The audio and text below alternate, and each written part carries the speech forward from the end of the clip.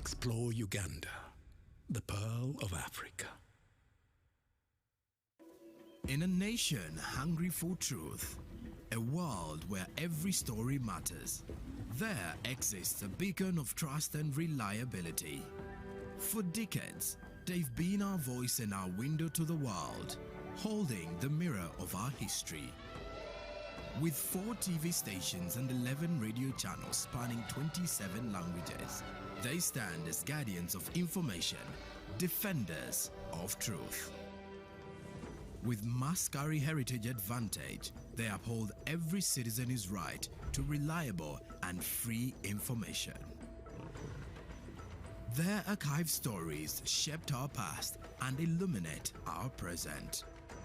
Yet now, as new challenges arise and the world evolves, their mission faces its greatest test yet. Be part of our journey and let's navigate the unknown, uncover the untold, and safeguard our future together. Tune into your public broadcaster, for it is the intersection of trust and truth. Because to UBC, your story, every story, and every voice matters. UBC, inspiring Uganda. Amaina gange nze Basile Benadi, Field Officer wa Ituba A, Ituba B na Kibengo Kikokoli, obimu ku byalo Model Village muzeyi yasalawo okugayigawaza ng'atwala abantu mu bwavu. Atya muzeyi aje atuweereza ebintu ng'ente, embiidi, ebigogo, mwogo, nanasi, twagabira abantu abamuli okumpi. Aye omala kweteekateeka tubaleeta buleeta ntukuwa nga tuweetesetese ng'ente olina okuzimba ekiyumba eky'ente, ng'eba mbiidi eky'embiidi, ng'eba embuzi eby'embuzi. Nga tumaze kusomesa twakutraininga wakola ebyetaagisa. Bw'oba ng'oli kwenda mbuzi tulina engeri tukutraininga mu wazimba ekiyumba eky'embuzi. Era ge tuba tukuwaira embuzi eyo nezaala twenda kwenkaana. Enkaana eyo tunoonya omuntu ataafuna twasolozaako ku bantu nga basatu ababazaaziiza. Twagaako omuntu owundi ye tumaze okutraininga yonna tukola tutyo. Ente tukola paasonu, embiidi donna tukola paasonu. Bantu bangi bafuniemu. In fact nga Model Village nsuubira nti abantu nga 10 bafuniemu, kuba abandi bazimbyemu amayumba, abandi balisomesaamu abaana, agwe tibalifuna bukalu bwino okutoolakuyo omuntu oyo omulala atafaayo kuwulirisa mulanga gwa gavumenti.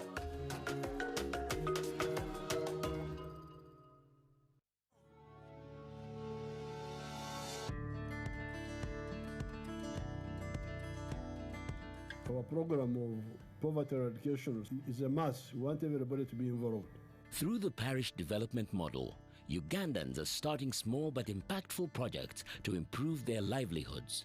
When we give 1 million, we know it's not enough to do many things, but it's a starting point. I'm a PDM beneficiary, a farmer.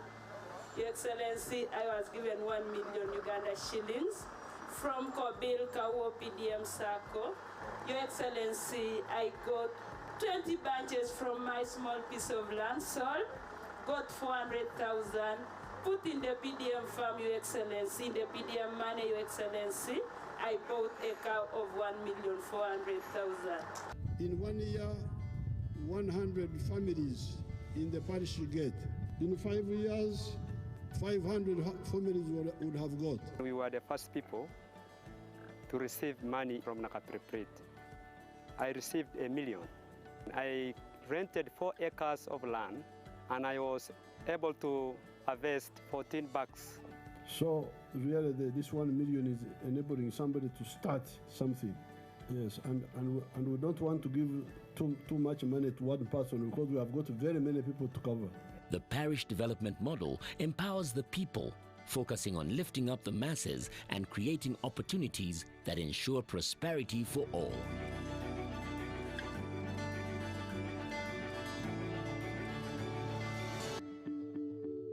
This message is brought to you by the Ministry of ICT and National Guidance. Live from UBC Studios in Kampala, this is Good Morning Uganda.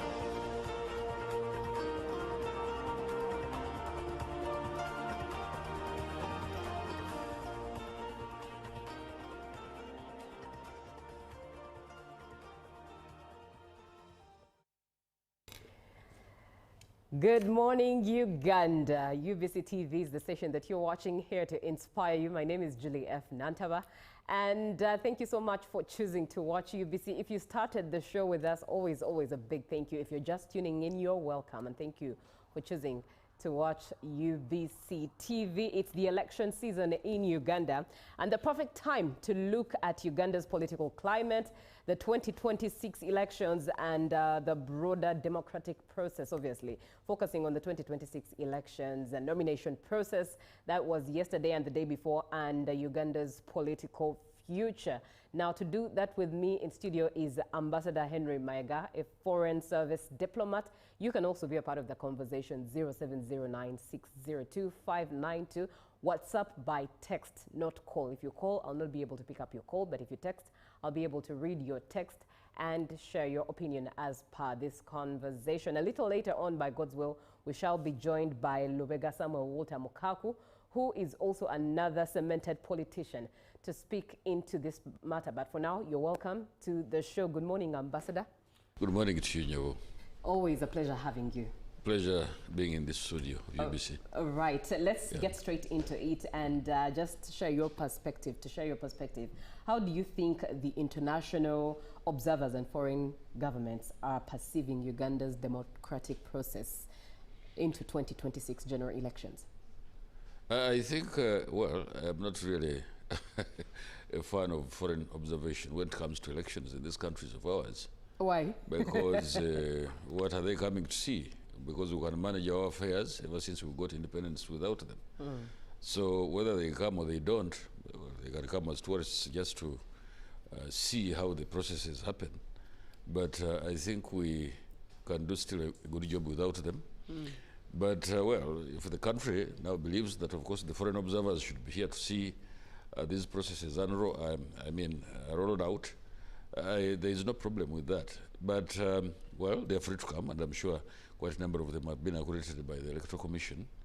The ones who I would really vouch very strongly when it comes to coming here to observe our elections are the ones who come from Africa, from the African continent, because we are in the same circumstances. But if somebody came from Europe or the Americas and so on and so forth, really we don't have so much to share, apart from probably saying, yes, this is a democratic process, and probably everybody from all over the world can come and watch and observe what transpires during elections and campaigns and so on and so forth.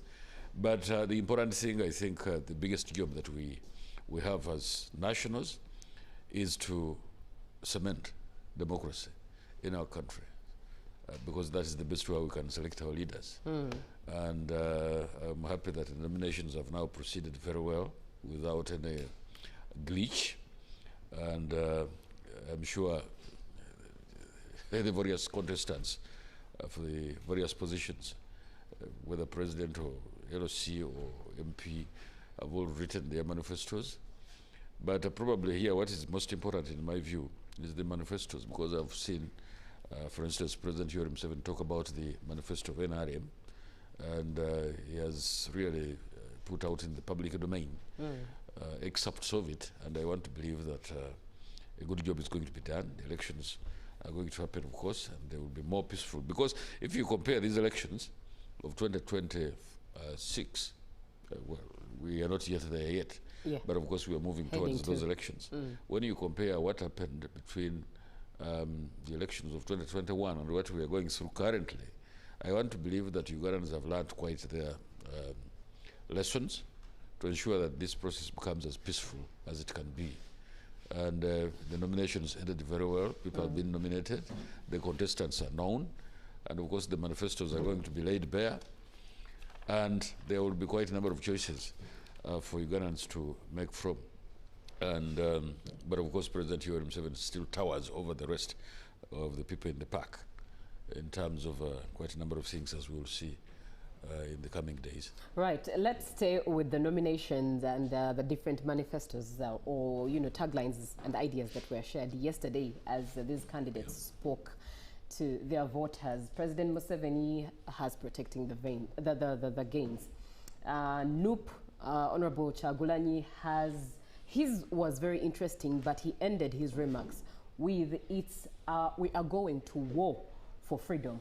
When we look at Honorable Mubarak Munyagwa, his was also rather interesting, the highlight there being that he looks forward to banning Swahili and emphasizing French as a foreign language. Looking at Honorable Nandalama Fabi, his is fixing the economy and having money in our pockets. Generally different ideologies from different candidates, but from all that you watched, what do you have to say of all these ideologies that are being fronted?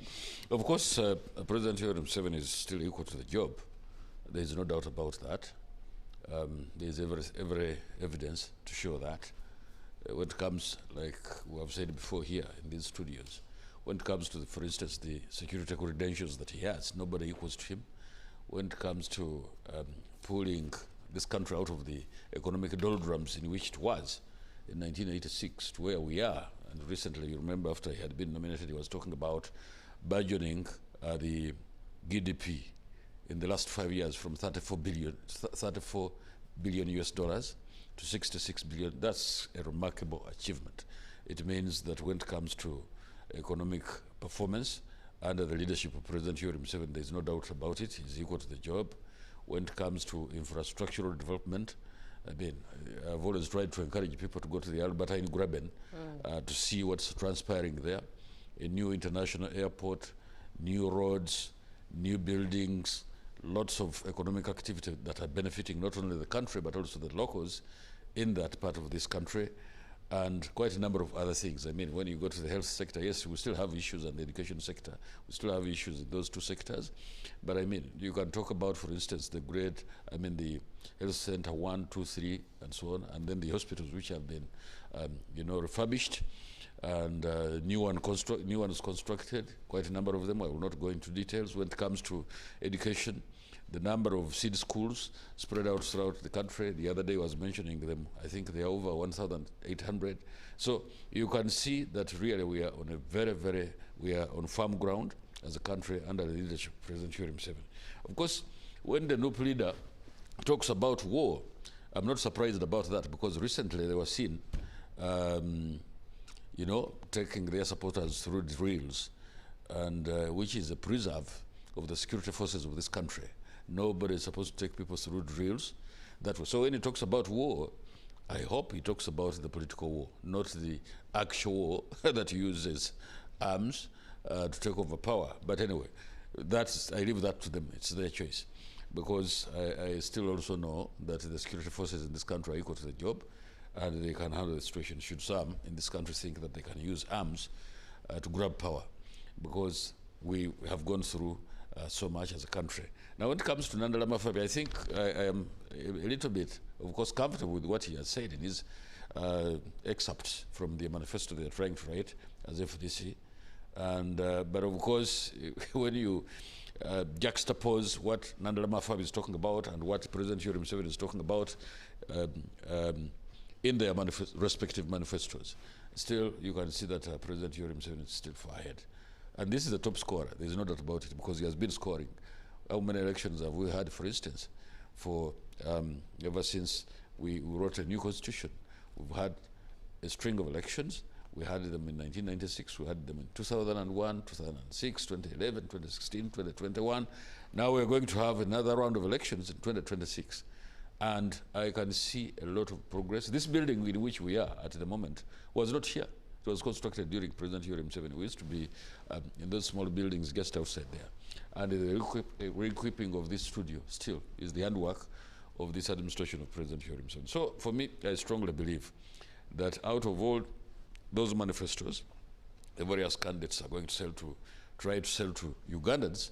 Again, President Yoweri Museveni's manifesto, although it hasn't come out, but I know that the contents of it are going to be those which benefit Ugandans. Yeah. And speaking of FDC's manifesto, yesterday we had the chairman of the Youth League who made mention of the fact that the idea of the PDM that we see, the PDM idea that we see making rounds in Uganda, was one taken from FDC's manifesto from the former past elections. What do you have to say about that? Well, I know that always when there is, it takes two to tango. Because tangling must be between, we cannot tangle alone. And so if FDC feels that it is their manifesto which spelled out the idea of the PDM, fine, that is up to them. But the fact of the matter is there is already an administration of President Yoweri Museveni that is implementing the PDM program and people are benefiting. So if we already have somebody who is implementing the PDM, then there is no problem. then FDC has no cause actually to even put out somebody to contest as president, because there is already somebody who is doing the job as president. And his administration, of course, is doing quite a number of things as far as the PDM is concerned. It's spread out, and I remember in our earlier talk shows, we talked about the PDM, and at the moment, we don't have hunger in the country. There is a lot of food, as you can see, and there is a lot of produce that can be sold to our neighbors, and Uganda is earning a lot of, take the case, for instance, of the foreign, the exchange rate between the Uganda shilling and the US dollars, the US dollar, because part of the reason why there is now stabilization of the Uganda shilling is because we're exporting so much. I hope people look at those things that way. When it comes to economics, you have to focus on what's happening in a number of ways. One of the signs that show that the economy of Uganda is doing very well at the moment is because the Uganda shilling is very stable. It has gained ground against the dollar. It's because we're exporting so much of what we are producing as a result of the PDM. So, in my view, whether FDC claims, I remember at one point in time, again, some people in the opposition were saying that the UPE was something that was lifted out of the manifesto of UPC and DP and so on and so forth. Again, the opposition was complaining that their ideas had been taken. Well, the fact of the matter is that these things are being implemented by this government, and there is no problem, because what matters is that people are benefiting from these programs that the government puts across. Right. What do you think are the types of voters Uganda has? Are they bandwagon voters that it comes with a wave and people vote based on a wave? Or are they voters that are actually very strategic, pay attention to manifestos and then cast their ballot? In your perspective over the past years of having elections exercised in Uganda, who do we think, what type of voters do you think we are? Of course, it's a very important, maybe we can even carry out some kind of a scientific study to understand exactly what Ugandans or the Ugandan voter really wants from somebody who is in charge of the country. Recently, the New Vision, for instance, I'm afraid I have to mention this, did some survey. And they really went throughout the country, finding out the people's views about how education sector, for instance, is performing, how the health sector is performing, how the economy is performing, how the security issues are being handled by the state, and so on and so forth. And for me, that showed the interest Ugandans have in who they have as a leader in the country. And I want to believe that Ugandans are people who strongly believe in a leadership that can deliver on all those, you know, sectors that we have mentioned. That, for instance, when it comes to security, there is no war in Uganda at the moment. Absolutely none. The guns went silent in 2005, apart from probably levels of crime, which I'm sure are being handled by the security forces. But when it comes to wars, because you remember from 1962 to 1980 to 1986, and then extrapolate that whatever was happening at that time between 1986 and when the guns went silent in 2005, that period was in a majority of cases lost in terms of development in this country, because the country was at war with itself. You know, we had so many rebel groups from all over the place. You remember the insecurity that we had in northern Uganda and so on and so forth, and that took away resources from the economy. Now that the guns went silent in 2005, all the monies that we would have spent on war mongering was now sucked back into the economy for productive purposes. And that's the reason why I think we are having a GDP which is expanding, a GDP that can expand twice as much in just a space of 5 years, as President Yoweri Museveni the other day mentioned. So Ugandans observe what is happening in the country.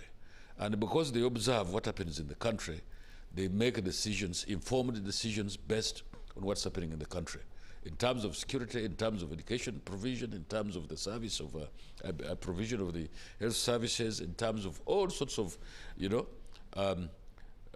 government projects or government plans that are being implemented.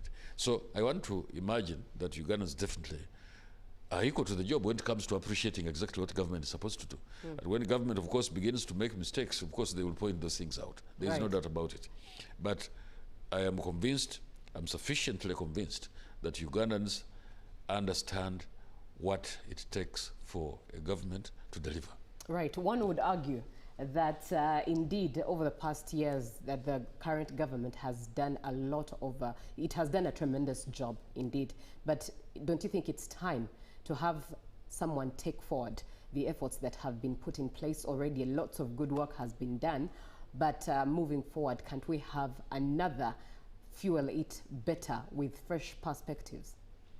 Fresh perspectives as in terms of leadership or what? Because yes, to add value, there's value already given, but one would wonder, one would argue that can't we have another perspective different from what is already there? Yes, good has been done, but we want to add more with another hand, with another view. I understand, and of course that kind of perception normally comes from the opposition because they think there should be a transition. But you see, a transition to do what? Because there are quite a number of questions that we can ask here. Is the job not being done by the current administration? Is the job not being done very well by the incumbents that we have in place? This top scorer who has been winning elections since 1996, whenever these elections have been held, he has been winning them, but also performing on the job. So it's like a football team, because if you have a football team and you have this scorer who keeps scoring very well, and I mean you're doing very well as a team in a football match. Does it make sense to then now remove or substitute that scorer with somebody else? For me, what I believe is that if you have this top scorer who is doing a fantastic job and everybody's appreciating it, including all the voters in the country, a majority of them at least, appreciate that President Yoweri Museveni is doing a very good job, that top scorer should continue. And, well, the decision, of course, is to be done by the entire electorate in the country. If they find that there should be a change, yes, fine, that's okay. That's why we should have elections, and we have had them regularly and predictably every 5 years. And whoever wants to change leadership, they are free to do so. But a majority of Ugandans, a majority of the voters in this country have always selected President Yoweri Museveni because of his capacity to deliver. Right, you are watching Good Morning Uganda. It's the agenda, and we are looking at focusing on the 2026 elections, obviously, and the aftermath of the nominations as of yesterday, and of course looking also at the political future of what transpires for Uganda. And in studio with me is Ambassador Henry Mayaga, who is a Foreign Service diplomat. 0709602592 is the WhatsApp number that you should engage and be a part of the conversation. For now, as you save that number, let's have a short break. We'll be back shortly.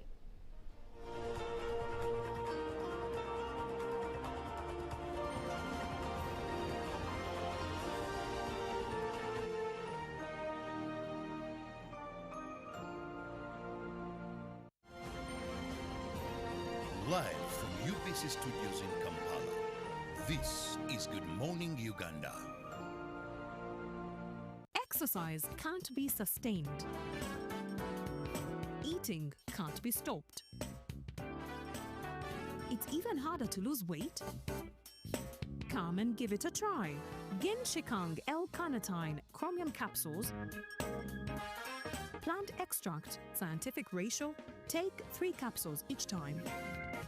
The active ingredient accelerates fat burning,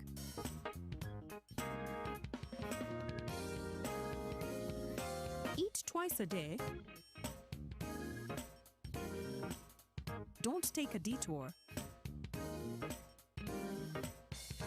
Weight loss starts now.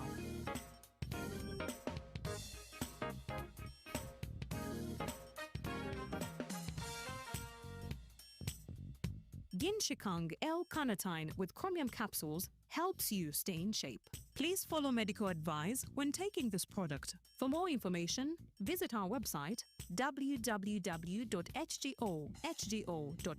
or call 0800 335555. Taxation is a bit complicated, and the only way to demystify it and make it as easy to understand and to comply with is through engagement. Is there a limit to the number of cars a returning citizen is bringing into Uganda? Who has paid the excise duty on this water is not the supermarket which has sold you this bottle at 1,000. It's not the business. It is the man who is going to drink this water. We strongly believe that it will only be through such constructive engagement that we'll be able to broaden our tax base and build our country together. Buza Commissioner. Now you can get direct answers. Send your tax-related questions via WhatsApp or SMS to 0790-141-887, and the Commissioner General of URA, John Musinguzi, will personally address them. Tune in to UBC News Tonight every Monday and Wednesday for expert insights and clear explanations. Buza Commissioner. Live from UBC Studios in Kampala, this is Good Morning Uganda.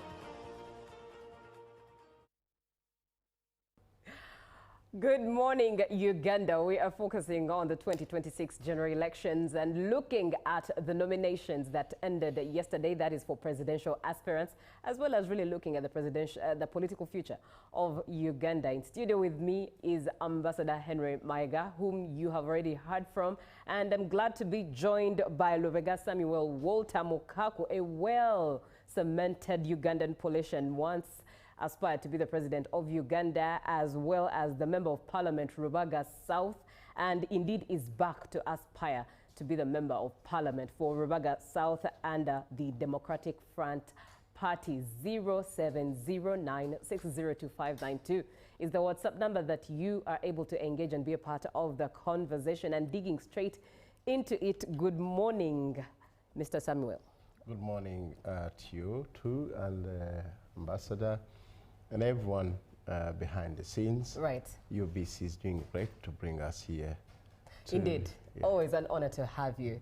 And we'll start with what is going on, and that is in regards to your party, just for you to give us a bit of an update that we want to know. Where exactly is the Democratic Front Party falling? Are you endorsing a candidate? I know you're not endorsing any candidate representing the party for aspiring for the president of Uganda, but correct. Who are you standing behind? Well, we are not standing behind any as far as presidential campaigns are concerned. Right. For the reasons that we have been consistent. A 3-month party. Yes, we are young. Yes, we have come at a time when general elections had already kicked off. But we have also been saying we need a conversation as a country. And what does that conversation look like? The conversation about reforms, electoral, constitutional, and administrative reforms, at least the minimum, to move the political contest and the waves of change away from what it has been. We've lost so many people in every election since Semogere Museveni time. And we can't continue like that. Even losing one life is very, very important. And again, we have been claiming, and indeed so, and rightly so, that we've had chronic sham elections. Yes, you could call them elections, but they are sham. Okay? If they are sham, election season after election season, candidates after candidates, claiming, and the courts of law, why can't we do something? We are not people who are alien to this country or alien to this globe, including the ruling party, where even President Museveni said, so-and-so was trying to rig. These people were bringing a lot of mess to our elections. So if that's the case, why can't we do something? So that's why we on record to have brought 8 bills in Parliament for those minimum reforms that we could. The recent one in Kawempe, everyone cried foul, including the president of this country. Everyone cried foul. It looked ugly. So we are only saying, if there has been what we call mutual frustration of the same from those in government and those outside the government, our colleagues, then we know what to do. Let's populate the local assemblies and the parliament, because that's where the debate must begin. For us, we are not violent. But for us, we think we can talk. And we think this can be ignited by quality leadership being brought back on the table. And that's exactly why you see the Mukakus and the rest gathering storm in Teso, Acholi, West, here, and everywhere. A start is a start. And that's what we are preoccupied with. Right. Let's look at this week that has had the presidential nominations take shape. In your perspective, what does this process signify for Uganda's political future? This particular process of this year, 2025 into 2026, as 8 candidates were officially nominated. First of all, I would like to say we wish everyone, those candidates who are nominated, we wish them well.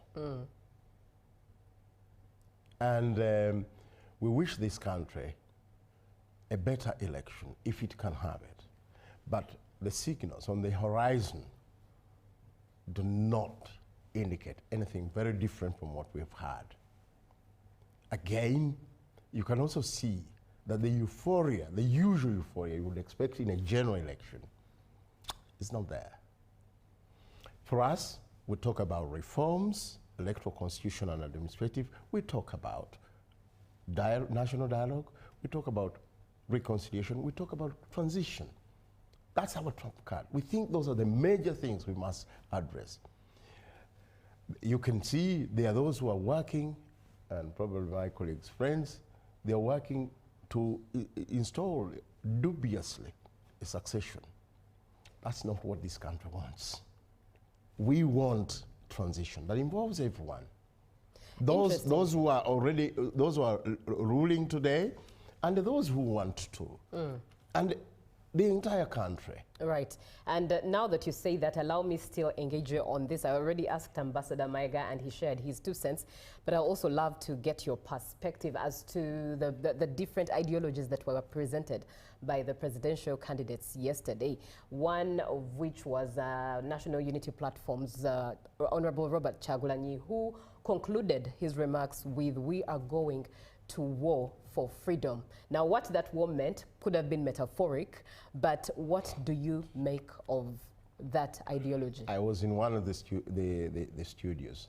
I think it was this studio, very studio. Right. And I said, well-written speech,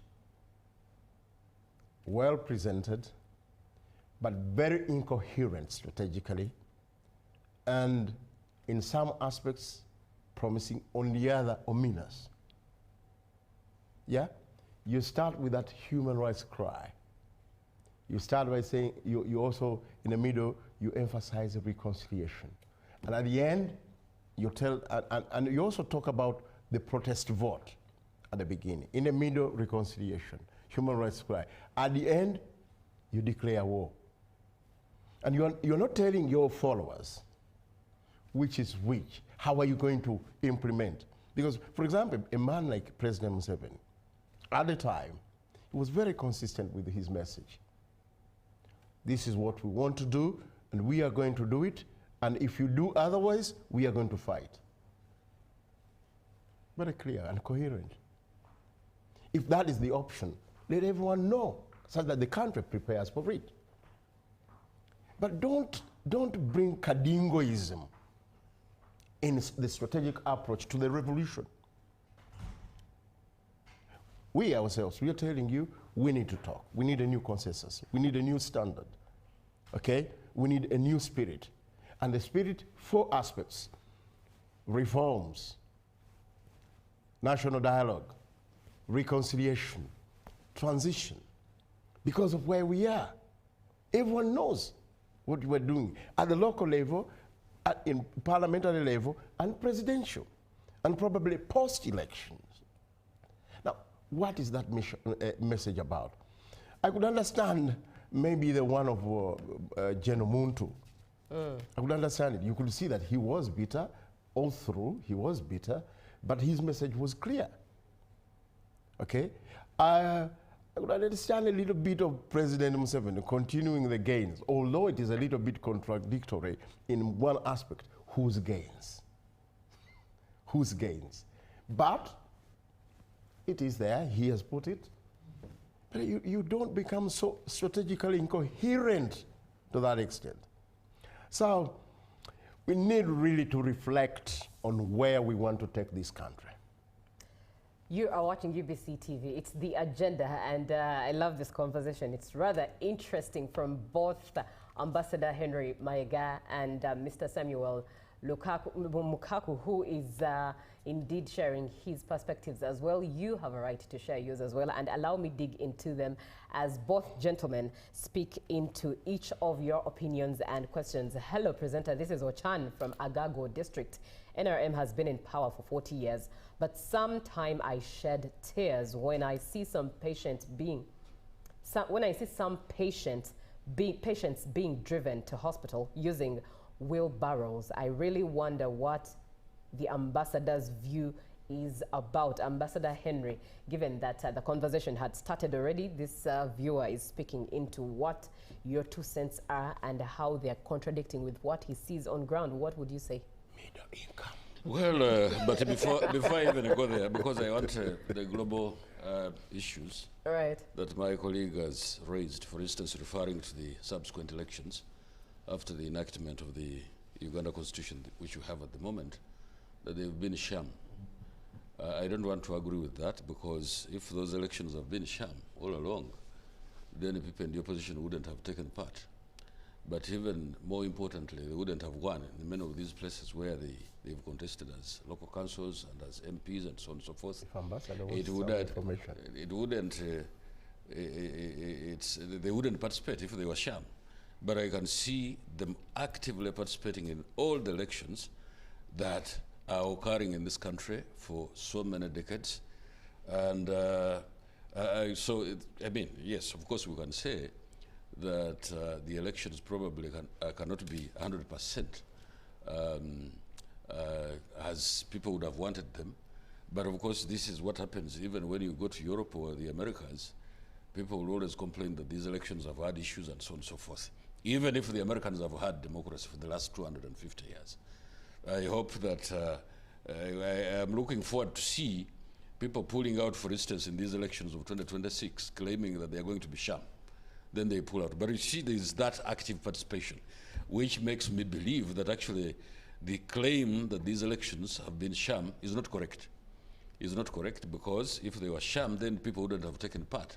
I have seen people from the opposition not only winning these direct elections that we always have, but also winning by-elections, and sometimes even taking issues to the court and winning from the courts of law, which many times people from the opposition have tried to run down. So I don't want to agree with the idea that these elections have been sham. And as we were talking the other day, you remember we said that actually this time I think it's going to be even much more better organized, these elections which we're having at the moment, because I saw that even people who are taking part in the presidential contest were given soft copies of the electoral register, which I have not seen before. For me, that is already a plus, because these are things, and so with the time, things keep improving. Right. And I can see a lot of appetite from the opposition to participate in these elections. So if you are sham and you go to sham elections, then you must be having something wrong with your head. Right. There must be something wrong with your head to go and participate in sham elections. Now, having said that, somebody, of course, is raising the issue of taking patients to hospitals in using wheelbarrows, yeah. And I can only answer this way, that of course there is still so much to be done when it comes to the health sector. But you cannot run down the entire, health sector or the health system that we have in the country that has immunized children in this country, and the population has grown from a paltry 20 million to something like 50 million currently. That shows that there is something that is being done that is correct to the population of Uganda so that they can survive longer, which wasn't the case in the past.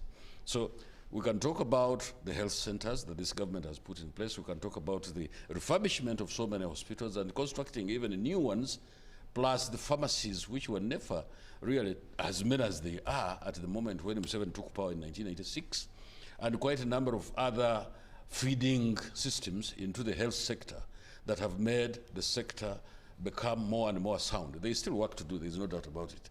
Otherwise, if there was no work to be done, in as far as the health sector is concerned, then the Ministry of Health would close. Now that it hasn't closed, it means there is still so much that can be done. And I believe that this government is equal to the job when it comes to providing health services, providing education services, providing the infrastructural requirements that we want in this country, and quite a number of, including security, that because there's nobody, when I look at the political canvas in the country, including those who are going to contest for president, I don't see anybody who equals President Yoweri Museveni when it comes to security credentials. Nobody. Because if we were lacking in terms of security, then probably this country wouldn't be a center where we are receiving so many refugees. People are running away from other countries that are unstable. They are coming to us. They are coming to us, and at the moment we have close to 2 million refugees in this country. It means that they are running away from unsafe places to this safe country because of the peace and tranquility that we have at the moment, and it is because this is the handwork of President Yoweri himself. So in many respects, we are actually doing very well. So when it comes to go back to the question that came from Agago, I have no doubt in my mind that the health sector is definitely doing very well, even if we still have so much work to do. All right. Absolutely. Thank you. So thank you very much, Ambassador. Now I can see Mr. Mukaku's mind has a lot of each disturbing it, and there's a lot I believe he has to say. But let me also keep the conversation in what we are looking at, although some of it you have to spill out as we go. Like, for example, Ambassador asked why you are participating in a sham election. If you call it sham, why are you participating? But still, as you keep it, as you hold on to that, let's look at the nomination process before and after. Before, there were many requirements that were needed for one to make it to the finish line of the nomination process. And ultimately, 8 candidates we have. This time around, no female. And also looking at female participation and youth participation. In your perspective, do these requirements encourage ability of one to handle the office, or they discourage inclusivity? The last statement is 150% right. 2 steps forward, 7 steps backwards. And that embeds in well and accurately with what he has been alluding to. Number one, at some stage, we had refugees from Uganda to Burundi and to the Congo. It didn't mean that the Mobutu's Congo was a very good place to go to, which was then Zaire. So you can't use that as a yardstick to say, this is the best place to go to. No, the dynamics are different for people to be flocking in here, okay? Secondly, you can have a gold plate, 1 or 2 or 3, but if the children at home, and probably there are no plates for visitors, it doesn't mean that the family is doing well. Doesn't mean that the family is doing well. So that is what exactly is even regarding our political progress. Okay? And we have all been in this country. We know that since the Semogere elections, the courts of law, the cases that have gone to court, regarding, first of all, the presidential campaigns, the verdict of even our court, judicial courts, no matter how they are, has been that the Electoral Commission is incompetent. Whether it is Akabwai, Chigundu, Biabakama. That has been the verdict. Acceptance that there was substantive rigging, but although it didn't substantively change this, this is not what we want to go to bed with every other time. So, bringing it to the very question that you put, you can see, during my time we had a female candidate, in 2011. We had a female candidate, 2015. I am a mathematician as well. Or if you are an economist, like I am, we talk about sigmoid curves. Is the curve going up or going down? This time around, we don't have any. The women are being pushed beyond because there is no capacity built. The affirmative action that we talked about was probably bluff. It's evident that the youth cannot manage to be part of this. What they said, we are lifting the age limits, did not help the youth. They have been pushed out completely, and also, then the idea that even independents can. How many independents did we have this time? So, the system being built is only there to benefit those who have designed it. And unfortunately, in a way of a mafioso type, okay? And this is where I have problems. Even when we talk about continuing the progress, whose progress? Whose progress? Is that the women's progress, the youth progress, the individual progress on individual rights, or rights of a few? So we have this debate, and this conversation will go on. For us in DF, we are saying we need to start anew. We need a new consensus. The Lancaster was, and 2 years later, to the drains. Okay? Then we had in 1995, which was supposed to be the Lancaster 2. Unfortunately, it has all lost its roof, its doors, its sibumori, its whatever. Now it's a dilapidated thing. We need a new thing. We need to talk about our unresolved issues as Ugandans, from West Nile to Karamoja, from Karamoja to Ankole and Chigezi. Right. On this very issue, let me also engage Ambassador. I know you've addressed it before, but for someone who has not watched the show before, and one who hasn't had you two gentlemen at the table to address it from different ends of the spectrum, in your perspective, the requirements needed for nomination, were they the type that discouraged inclusivity or the type that encouraged ability for the office?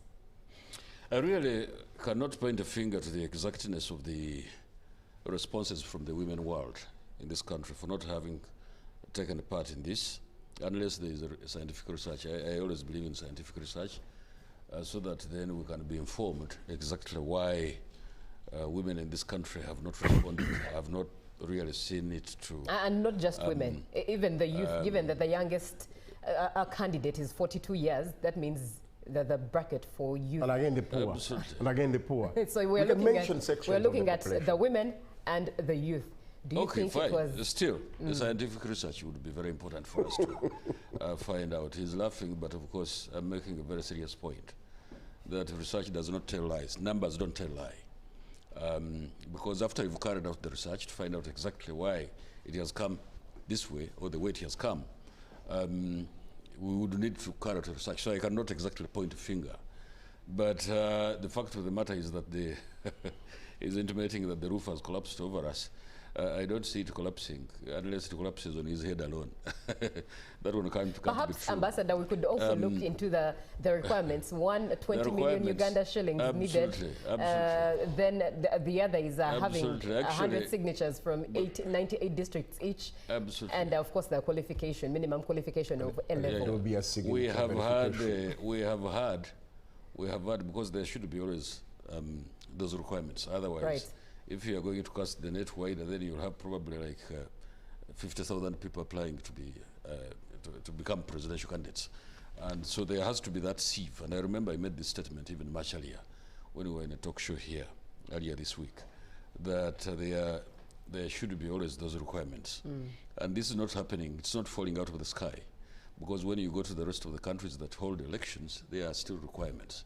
Whether it is the US, whether it is a European country, whether it's an African country, wherever you have elections, there must be those requirements that then qualify you to pick the nomination papers to become president and so on, which also applies to members of parliament, I'm sure. Next week, although he says the elections are sham, next week or thereabout, when he goes to pick his nomination papers, definitely there will be requirements that will apply to his... Because we have a Leviathan. I can't do much about the Leviathan, you had the opportunity. But I can populate you had your opportunity. The local assembly and parliament. I hope you gave him time to speak, and I didn't interfere at all. Go ahead, and that's how Ambassador. we in the NRM behave, actually. Because when somebody is talking, we don't interfere, we don't interject. It's always very important so that we can have a very well organized discussion. So I'm trying to say that the requirements definitely are a must, whether it is in the US, whether it is in Canada, whether it's in a European country, whether it's an African country. Those requirements are going to be there, whether you like it or not. In the US, for instance, I know that you cannot contest for president if you're not a citizen. That's a requirement. And so people will go into your background if you're not even a criminal and all these kinds of things, and then they will prove that this person is actually qualified to stand for president. So coming back home, the requirements are, I know there has been a lot of talking about the sum of money that is supposed to be paid, which is 20 million, and that shows you the seriousness of the office of president, that you should show that you can commit that level of funds so that you can be selected to stand for president.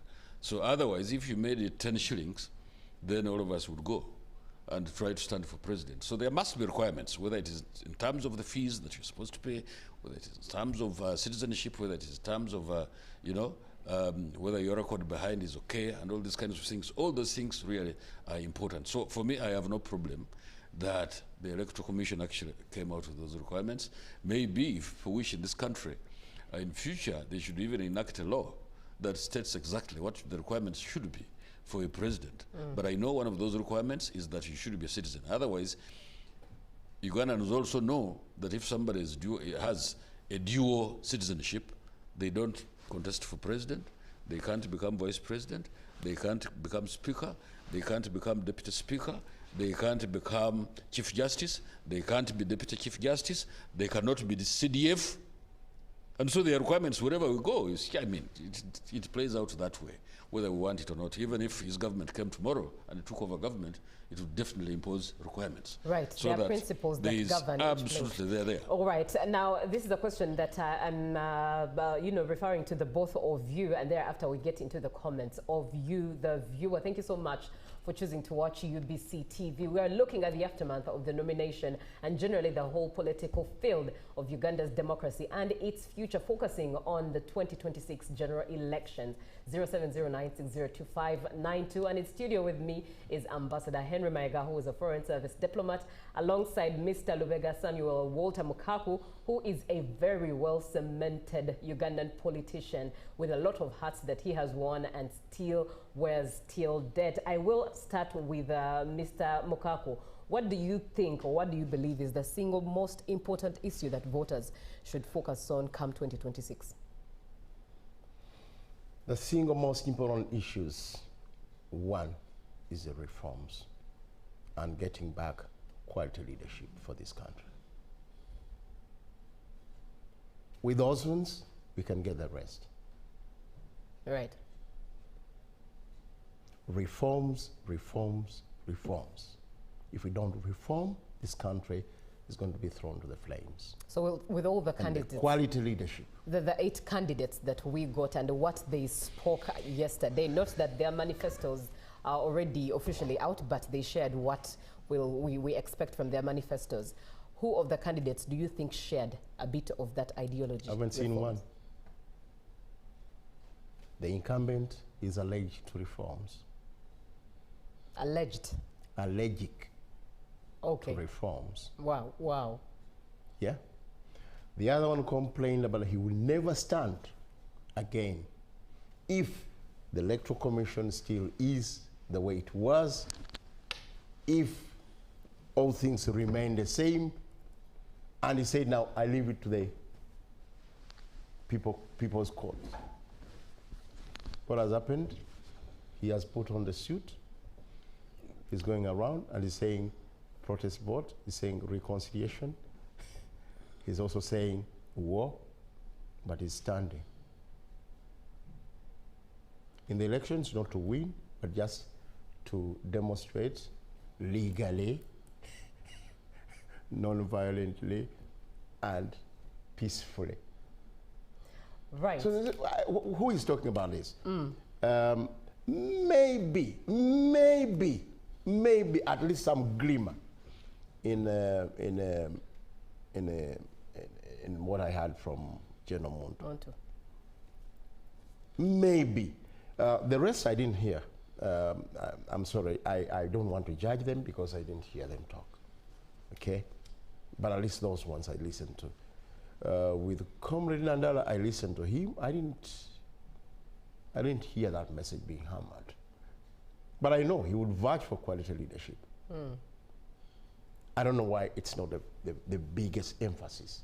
I don't know why. Right, let me head over to Ambassador Henry. What do you believe is the single most important issue that voters should focus on come 2026?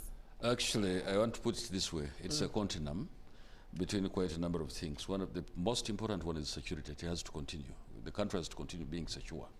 Because if security is not there, we wouldn't even be in this studio. Probably would be hiding in the bushes or these kinds of things. So security is number one. Because with the security, then we can talk about having robust economic activities in the country, and therefore improving the GDP and all these kinds of things. That's extremely important. Then we can talk about a sound economy after security, of course, and a burgeoning economy. Then we can talk about pooling resources, pushing resources into the health sector, in the education sector, and the rest of the sectors. So in my view, security is number one, then the economy, then you can now talk about education and health. And so it's a continuum, they are related. But number one is security, because when you are secure, then you can do the rest. Right. Now I just wanted to ask, probably I'm not in this country. I thought in any case you start with addressing the crisis. Do we have a crisis, a security crisis today? Are we at wartime? I don't know. That's why you're in the studio, because there is no war. It's because Mr. President Yoweri Museveni has secured this country, so you can afford. I understand you came from. Naturally, you start with the crisis, isn't it? I'm trying to answer you. Yes. I'm trying to answer. Where there is no crisis. The crisis probably is in your head, because you traveled all the way from Entebbe and you came here. There was no roadblock, I believe, and so the environment is secure. So is that an issue for us to solve? I'm trying. No, you never listened properly, because I was saying that security must continue. Yeah, security must continue, because otherwise, if it gets disrupted, like Kyagulanyi is trying to propose, then we shall not even be in this studio, and the economy will not function. Definitely, the rest of the sectors like health and education will not function the way we want them to. So, security, in my view, the continuation of the security that we have in the country has to be emphasized.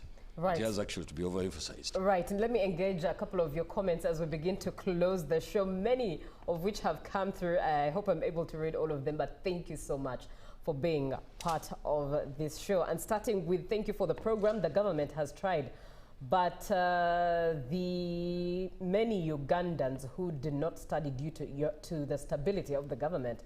So most government staffs look advantaged.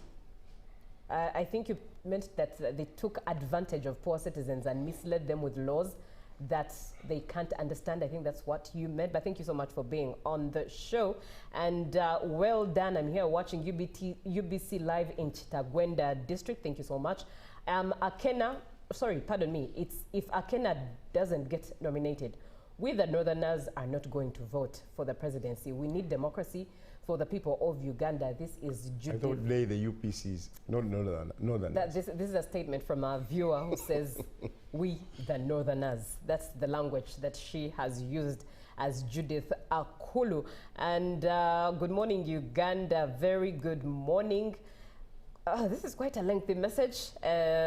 Hope I could summarize it in a bit, but really, it's long. Let me just skip it. And this gentleman, the diplomat, how can you praise the government for healthcare system that none of the government officials go to while sick?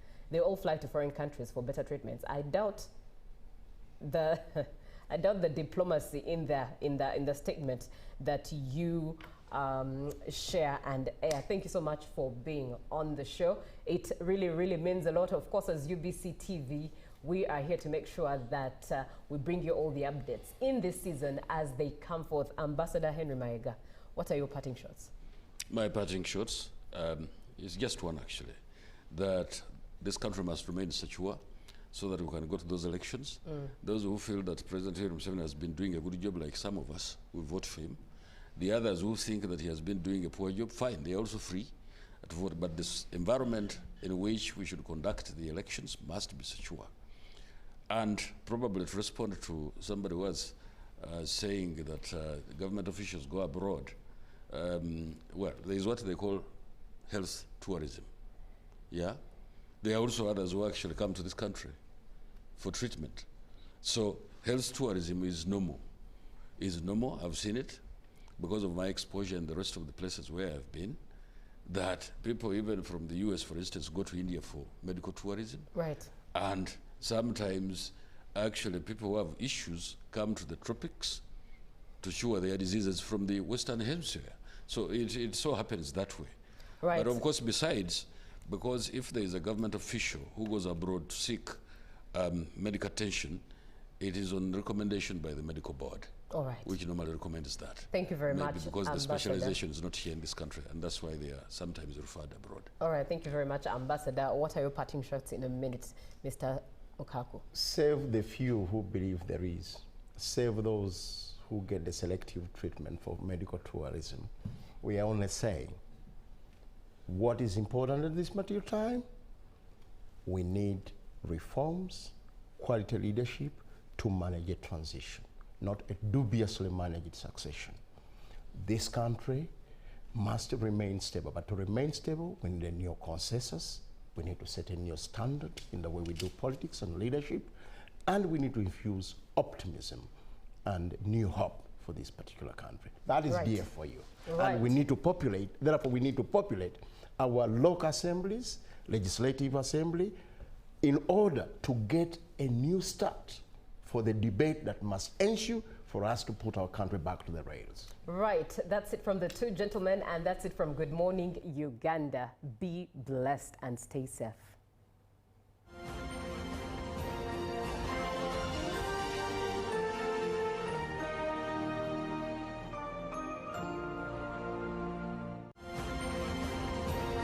Live from UBC Studios in Kampala, this is Good Morning Uganda.